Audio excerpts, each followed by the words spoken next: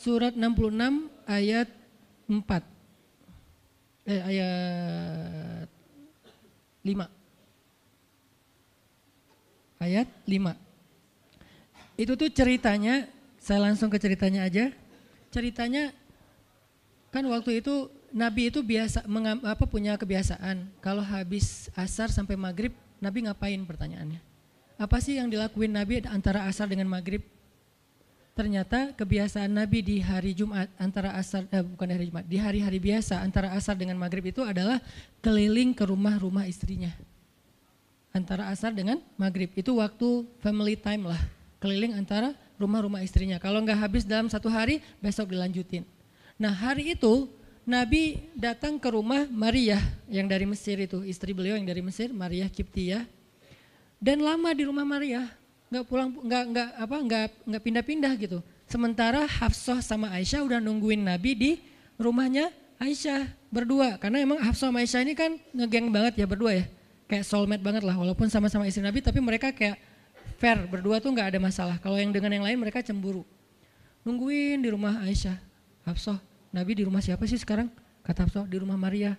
Kok lama banget sih di rumah Maria, dikasih makan apa sih? Gak tahu tuh, dari tadi kita tungguin gak datang-datang, kan sesama cewek nih ngobrol.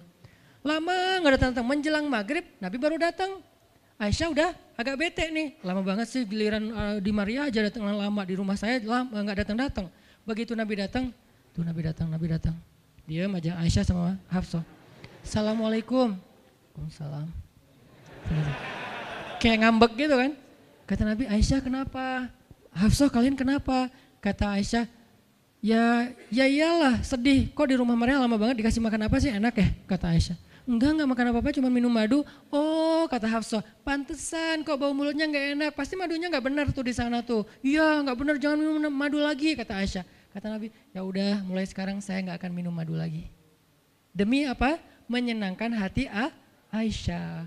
Aisyah langsung yes, Nabi nggak akan minum madu lagi demi saya. Berarti saya kan istimewa banget. Kenapa bisa istimewa?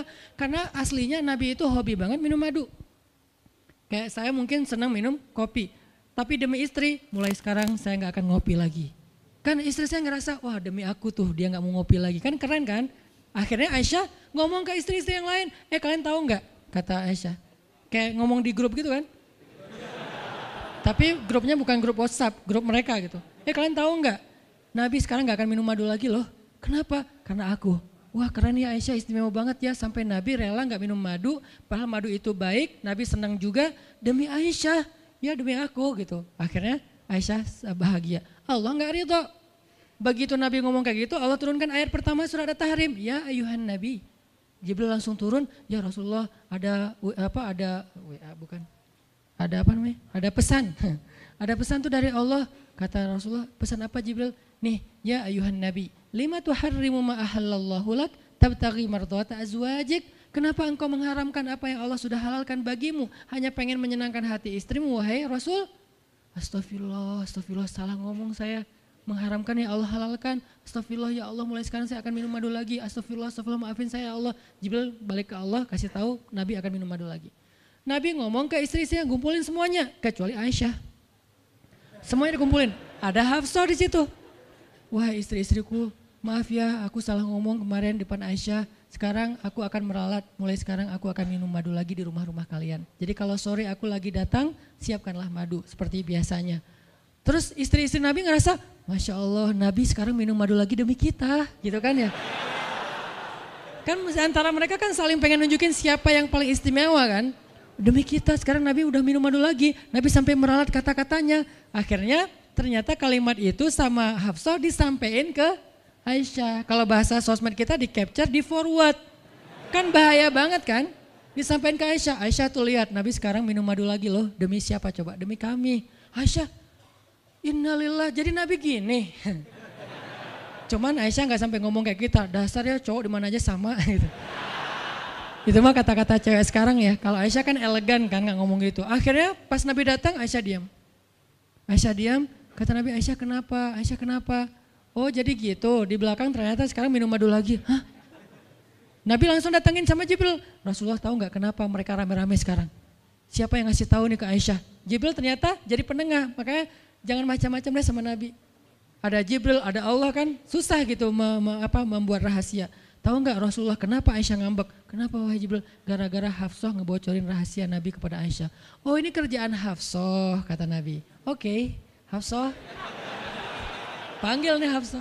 Dipanggil Hafsah, kata Nabi Hafsah, kamu udah membocorkan rahasia saya. Ini menurut sebagian tafsir. Memang ada banyak tafsir sih. Salah satu tafsirnya kayak gitu.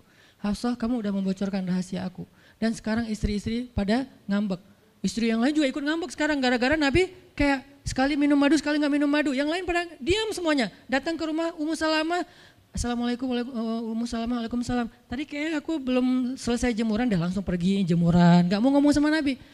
Maria, assalamualaikum, waalaikumsalam. Kayaknya tadi aku lagi sibuk nyetrika deh. Jadi gak ada yang mau ngomong sama Nabi. Diam semuanya. Nabi kan jadi sedih kan. Gara-gara siapa coba? Gara-gara Hafsah. Akhirnya Nabi bilang, Hafsah, aku kecewa banget dengan sikap kamu. Kamu gak jaga rahasia aku. Sekarang aku antar kamu pulangnya ke rumah Umar. Bahasa lainnya diceraikan. Hafsah dicerain sama Nabi. Kerennya Hafsah pas digituin, dia cuma nangis. Dia gak bilang, ya Rasulullah, Rasul tega nyerain saya, terus saya gimana? Gitu. Enggak.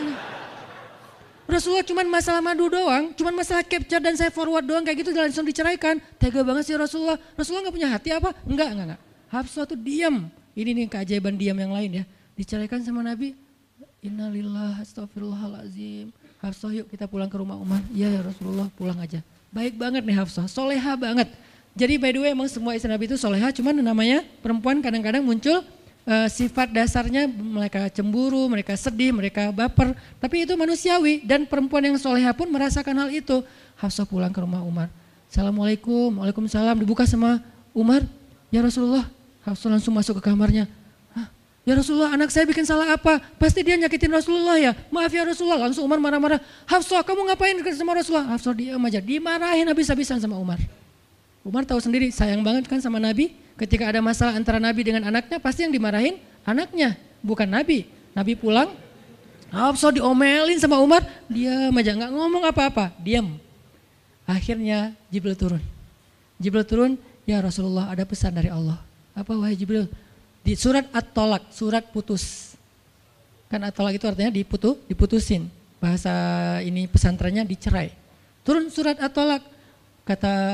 Kata Jibril, Allah nyuruh kamu raji'ha ya Rasulullah. Raji'ha innaha qawwamah sawwamah fa innaha min azwajika fil jannah. Wahai Rasulullah, rujuk Hafsah, rujuk Hafsah. Disuruh rujuk. Allah enggak redha Rasul menceraikan Hafsah. Tahu nggak kenapa Allah begitu membela Hafsah ketika Hafsah ada masalah dengan Rasul? Salah satunya karena Hafsah diam. Harusnya Allah ngebela Rasul, Umar aja ngebela Rasul, sahabat-sahabat ngebela Rasul karena Rasulullah selalu benar. Tapi Allah ngebela Hafsah, kenapa? Karena Hafsah diam, sebegitu ajaibnya diam. Sampai ketika ada seorang perempuan bermasalah dengan kekasih Allah, Allah malah membela perempuan ini, bukan kekasihnya. Raji'ha ya Muhammad, rujuk Hafsah, dia itu istrimu di dunia dan di surga. Akhirnya Rasulullah, jadi saya rujuk wahai Umar, ya Hafsah masih nangis di kamarnya.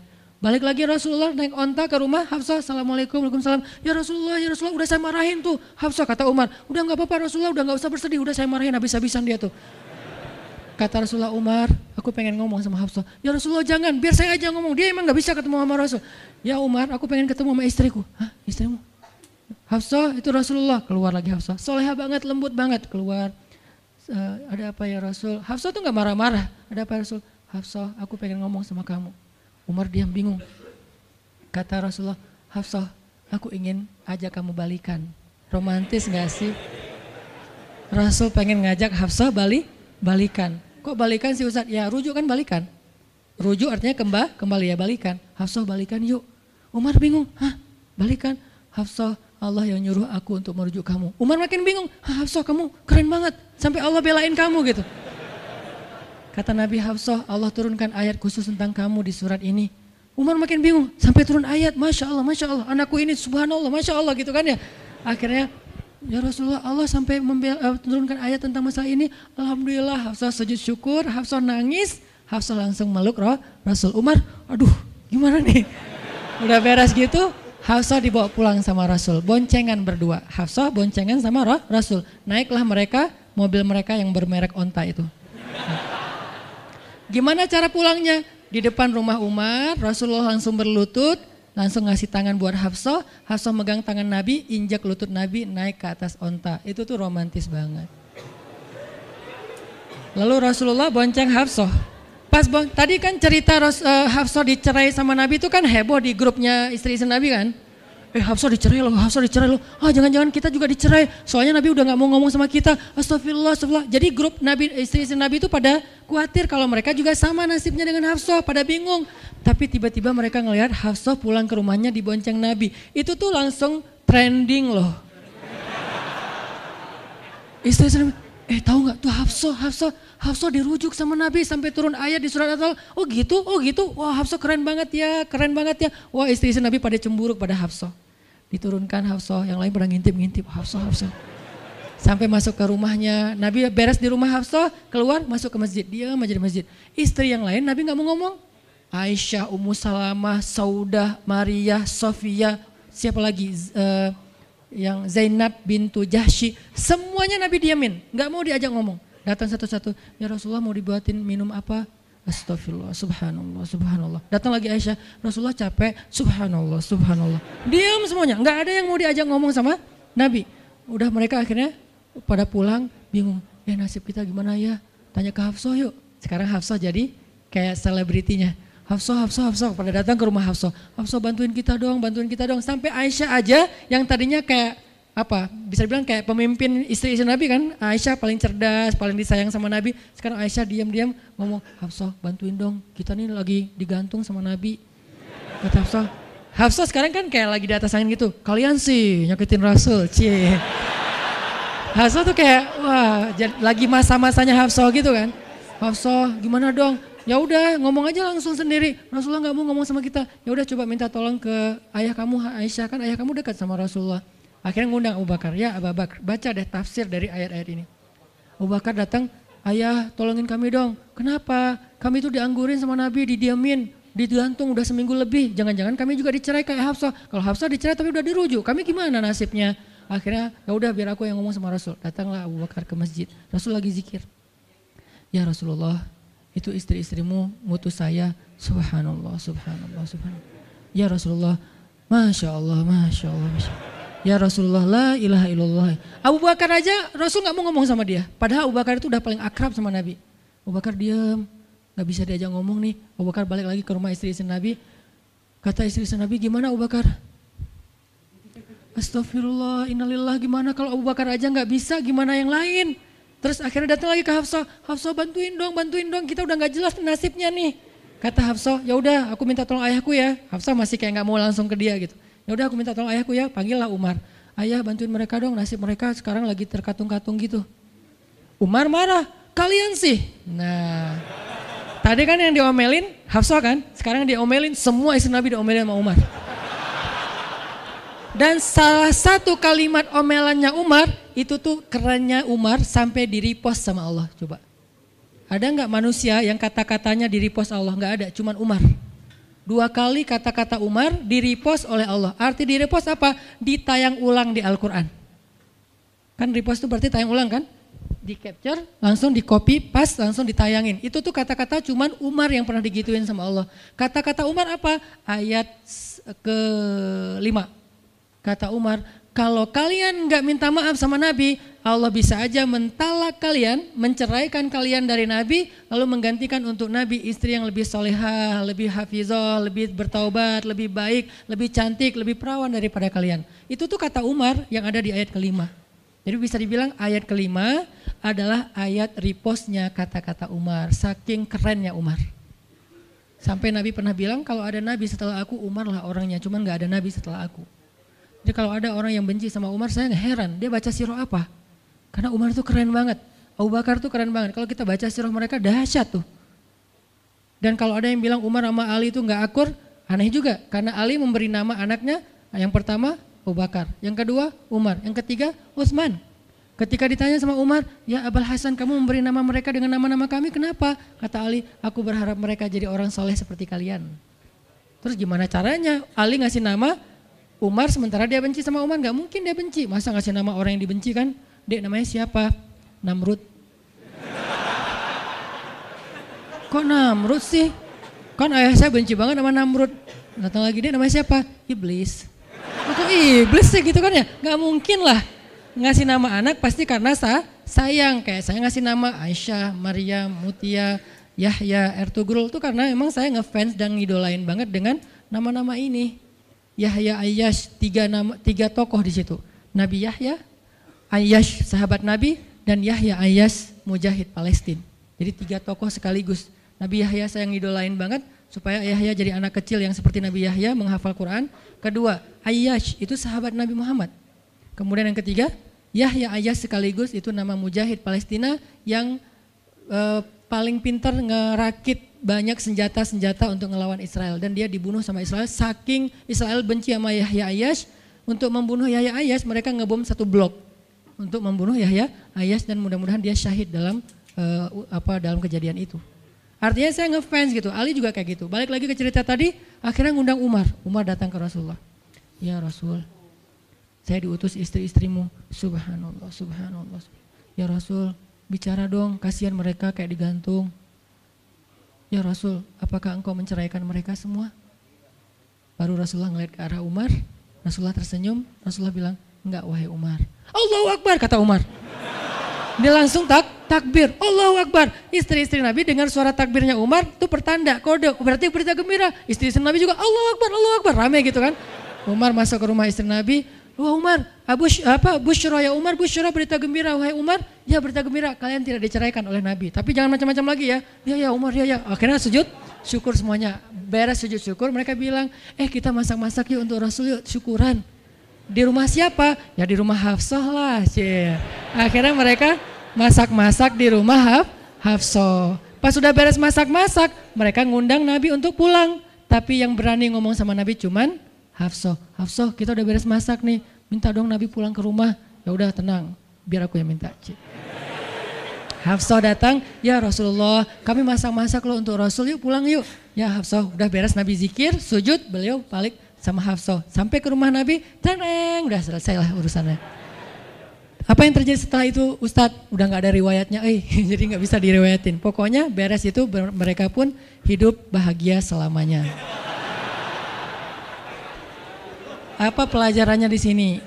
2 orang di sini dapat keajaiban lewat diam. 1 Hafsah, Allah suruh rujuk gara-gara dia diam. Kedua Nabi, diam aja sambil zikir sampai akhirnya Allah beri pelajaran yang berharga. Istri-istrinya yang tadinya ngambek serentak semuanya insaf bahasa kita. Sadar dan mereka minta maaf kepada Rasulullah. Jadi kalau istri lagi ngambek, lagi ngomel, diam. Isilah diam kita dengan zikir. Tapi zikirnya bukan auzubillah minasyaitonirrajim, auzubillah. Jangan, dia bukan setan. Dia hanya lagi ngambek. Subhanallah, Masya Allah, Alhamdulillah lah. Yang paling efek itu la haula wala quwata illa billah. Itu ngefek banget. Mudah-mudahan ini bisa menjadi penyemangat, motivasi untuk kita semuanya. Betapa kata as-samt, as-sukut, diam aja dalam Islam itu adalah kebaikan yang luar biasa dahsyat. Mudah-mudahan itu bisa jadi behavior, perilaku kita sehari-hari, perilaku kita di sosial media, perilaku kita di jalan, di rumah, dimanapun. Sehingga orang yang sudah hijrah, udah ngaji, mukmin harusnya bisa menjadikan diam sebagai bentuk pembelaan diri kalau dia ada masalah. Barakallahu fiikum, subhanakallahumma wa bihamdika, asyhadu an la ilaha illa anta, astaghfiruka wa atubu ilaik. Assalamualaikum warahmatullahi wabarakatuh.